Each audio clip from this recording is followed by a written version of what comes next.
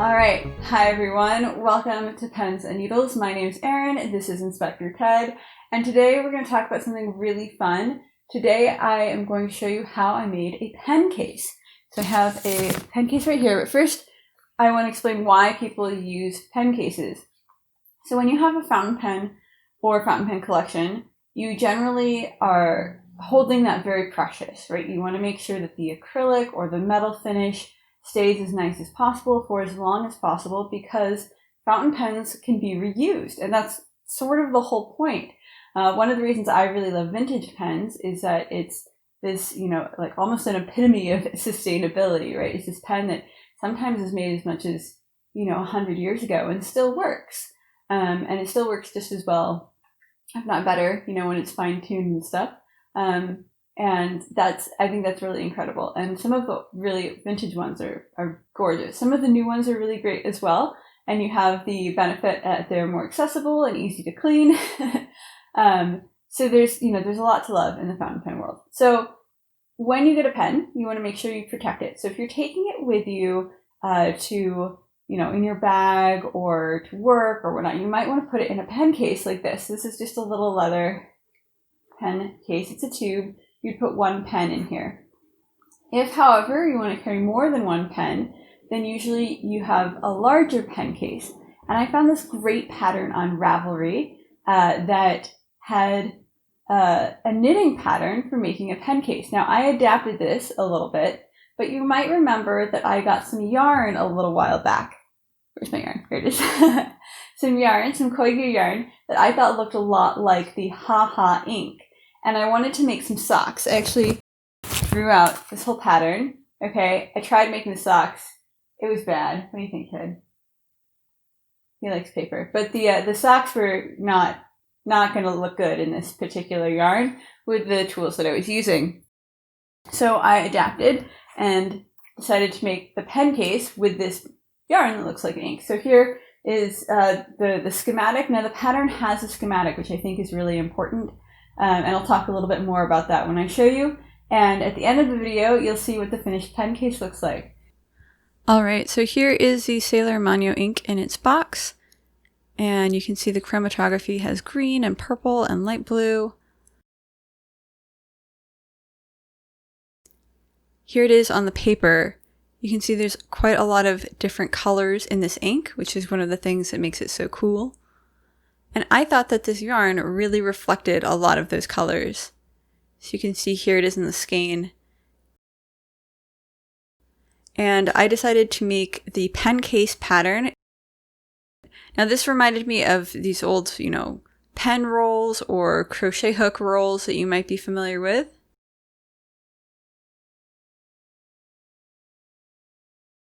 This one's made out of canvas, so it's very sturdy. The one that we're going to make today is made out of yarn and a little bit of lining fabric. And I think it does a pretty good job of being sturdy as well. Alright, so this is what I decided to do for the stitch pattern. Now on the back is actually where you do all of the work for the stitch pattern. So the front is where it looks pretty, but the back is where you actually do all the technique stuff. So I'll show you how to do the star stitch right now. So you're going into the same stitch 3 times. So even though you're decreasing 3 stitches, you're making 3 in that same spot. And you always want to use the 3 stitches between the 2 center stitches of the star below it. You're going to wrap the yarn as if to purl, but before taking those stitches off the needle, you're going to wrap around again, go back through as if to purl, wrap around a 3rd time, and now pull back through and pull all of the stitches off. Then you're going to knit 1 in between each of these star stitches here. You want to offset them, so it's helpful to look at the front of the work to make sure that you are using those 3 stitches between the centers of the stars below it. You can see these 3 green stitches here are like that.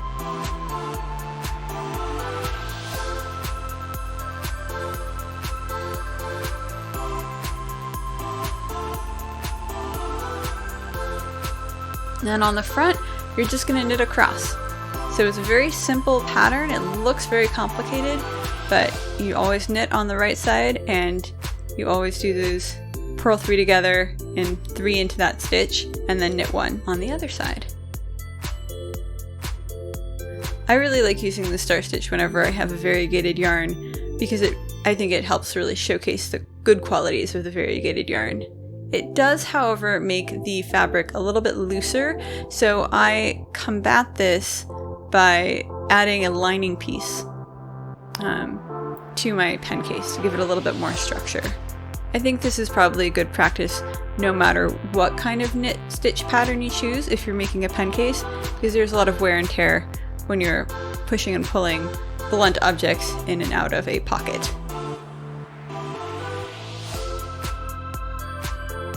So here you can see what it looks like. Now we'll just cast off. This is a cast off that I used for this project. You knit 1 stitch, you knit the 2nd stitch, and you pull the 1st stitch over that 2nd stitch and repeat all the way down the row.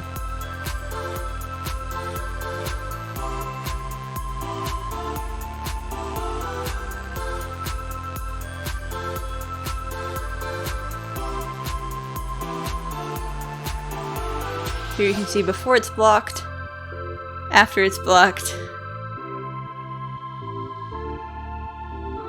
It looks very similar to the ink. It's a bit hard to see in this picture, but as it was drying, the ink is actually a bit green, which matches the yarn even better.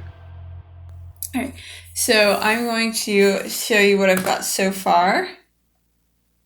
We have the back panel. You can see it's quite nice. I think it looks pretty similar to the ink color. You can let me know what you think. So you've got the back panel. And this is actually going to be facing outward. So we'll do that. I planned. Then we've got this top section here, and we're going to stitch that together. This is a little longer than I expected. I might need to block it and see what happens. And then we have this section here. Right, this is for all the pens. So this is called arrow stitch. You can see here. This is called arrow stitch, and I'm going to show you how to do that right now. Arrow stitch starts on the knit side or front side of your work. We're going to zoom in just a tad. I always skip the first stitch of my work so that it's nice and smooth. And then I'm going to purl here. And you can choose to do, for this section, choose to do purling or garter stitch. I think it might be easier to learn using garter stitch. It requires sort of less cognitive breaks between the patterns, but I think that the purl stitch is going to work really nicely for this particular pattern because it creates these channels.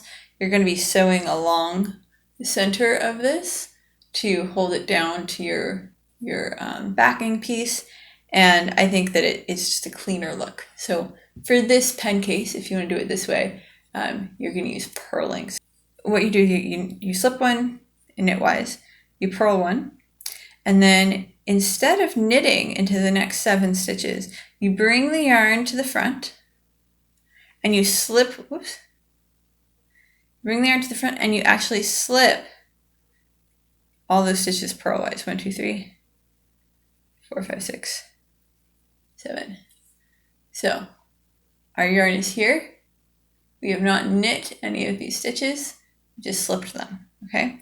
So then you're gonna pull it to the front. Now this is really important for the tension. I like to spread my stitches out and kind of hold it with my thumb so I don't pull too tightly. Then we're gonna start with our first purl stitch. All right, so spreading those stitches out, and we're gonna purl 3. 1, 2, 3. All right, now we're just going to repeat what we did before, and it's okay. You see that there's this big strand of yarn hanging out. Don't worry, we're going to catch that up in 4 rows from now. So you're going to just need to leave that be, and then gently, loosely strand this in the front, purl 3, and prepare to do that again. So let's take a look at what we've done so far. We've got these very loose strands coming up in front of this set of 7 stitches, and that's totally fine. Now, one thing I should mention is that the pattern here, it calls for 30 centimeters across, and I am doing more than 30 centimeters across. I'll show you just in a minute. And that's because I have a very small pen collection, and I thought it would be fun to try to fit all of my pens into this pen case. I should also mention that in the original pattern, all of this is stockinette stitch for the whole thing, except for the ribbons, which they suggest a pattern for. That I think would look great. Because this yarn is so variegated, I wanted to give it a little something extra, which is why I decided to do the star stitch pattern, right? You still see these stripes of color, but they're a little more condensed. The spacing of them, the pooling of them is going to be a little bit different, and the texture, I think, gives it a lot more depth. And then this arrow stitch, I think, was just perfect for making little individual pockets for the pens, just like that, right? And I don't have to worry about my pens being too thick because it's knitting, so it's going to stretch a little bit.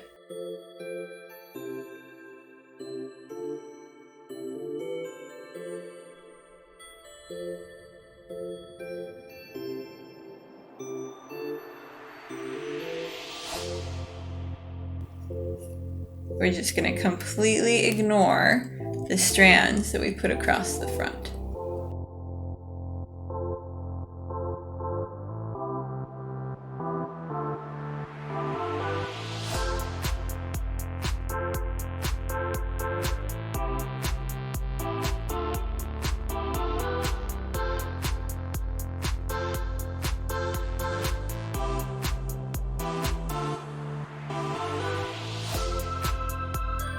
Now we're finally on row number 5. If you're on row number 5, you're going to purl the pearls.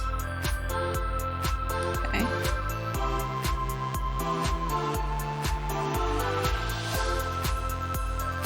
And you're going to knit 3. 1, 2, 3. Then, this is the tricky part. You're going to bring your needle underneath that strand. You're going to bring it also underneath that knit stitch. You're going to loop around, pull it out from under the knit stitch. Use your finger here, pull it out from underneath that strand, pull it off the needle, and knit 3. 1, 2, 3. And you can see you've pulled up this V.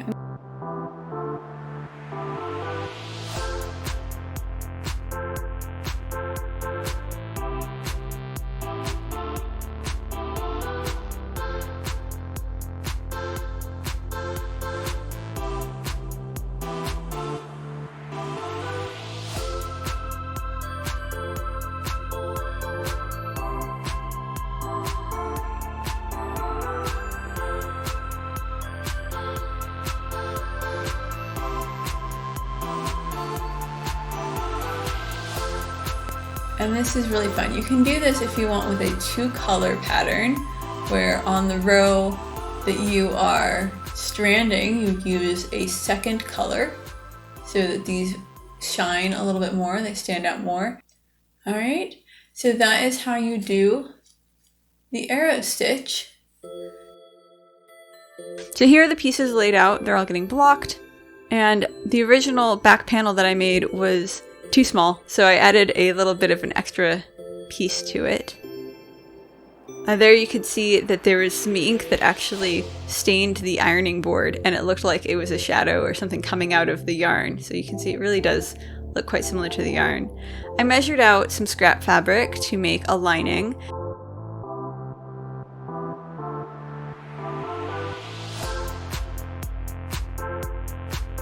You can see I added some patches, but they're really not noticeable, and structurally they don't do anything to harm the overall pen case.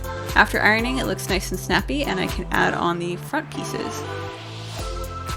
I basted them as well as pinning them to hold them in place, and you can see that the stitches are nearly invisible.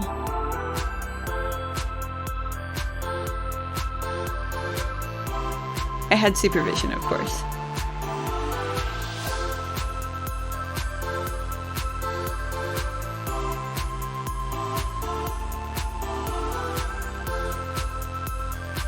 So yeah, I was really impressed with how similar the yarn was to this ink color.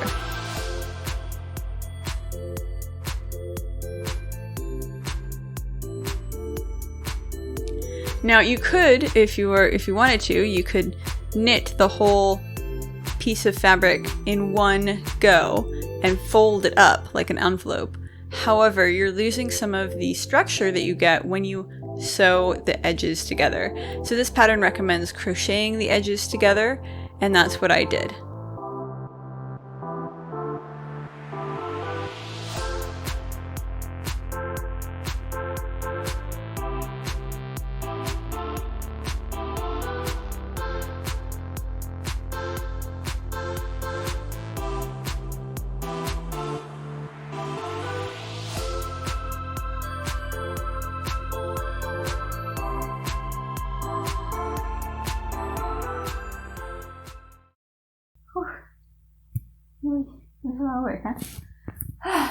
This is the finished result. So you get this cute little pen roll.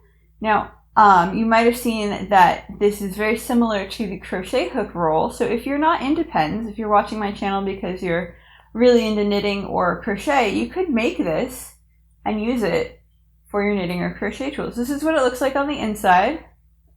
All right. Now I'm really glad that I added the lining. I think that gives it a little bit extra stiffness, which for the knitting pattern I chose for the back, which is the star stitch, it really needed that extra stiffness.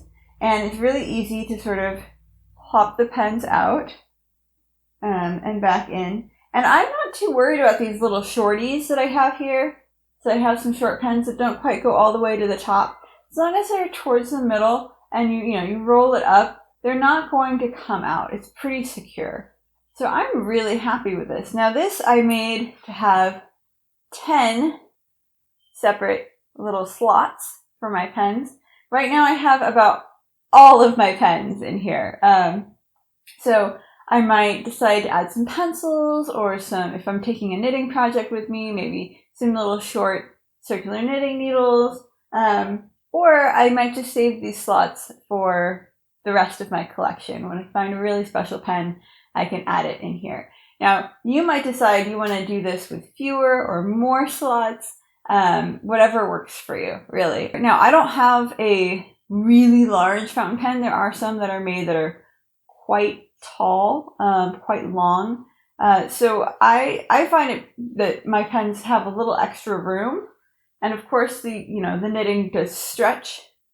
So you might be able to squeeze a larger pen in here. But if you know that you want to use larger than typical fountain pens, just measure your pen and then measure your project and see if you need to make any adjustments. I found that with the seaming method of putting the crochet edging around, that you could, if you wanted, add an extra sort of bit of length there. So even if you get towards the end and then you realize, it didn't block as far as I wanted, you can make some more adjustments in that part. Now, if I were to do this over, what would I change? Well, I would definitely keep the lining. I love that I was able to use scrap fabric. I think that's really important to try to reuse as much as possible. You don't even see where it was, where the scraps were seamed together. I could have used a piecier part if I wanted. However, hand stitching might not have been the best idea. It does give a very couture finish. I have a strong association and attachment to this pen case now, but it was a lot of effort.